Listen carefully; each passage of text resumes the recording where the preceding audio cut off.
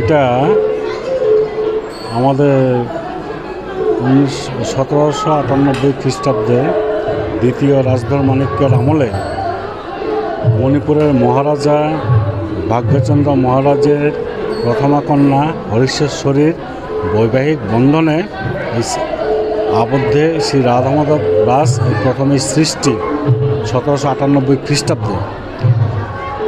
এই 1798 খ্রিস্টাব্দে রাজার পর রাজা দ্বিতীয় মহারাজ এবার রাধাকিশোর মাণিক্য প্রতিটা রাজাই এই রাস মণিপুরী সম্প্রদায়ে হিন্দু সম্প্রদায়ে এই রাসলীলাটাই প্রচলন প্রথা।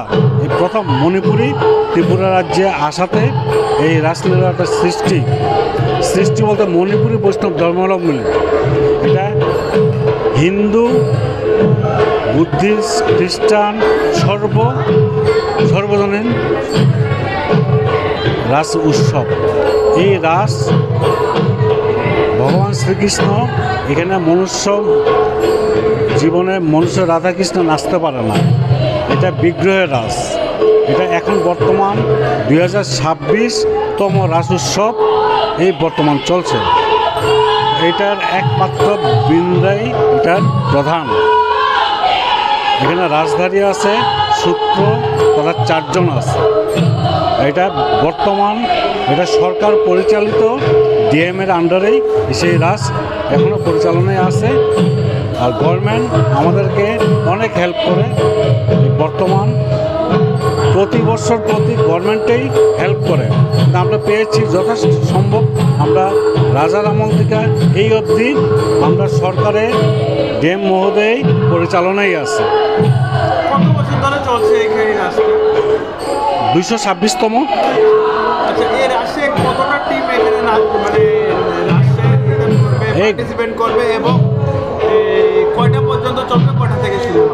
এখানে পার্টিসিপেট করবে গোপী 24 জন আর রাধা আর কৃষ্ণ মিলে 26 জন।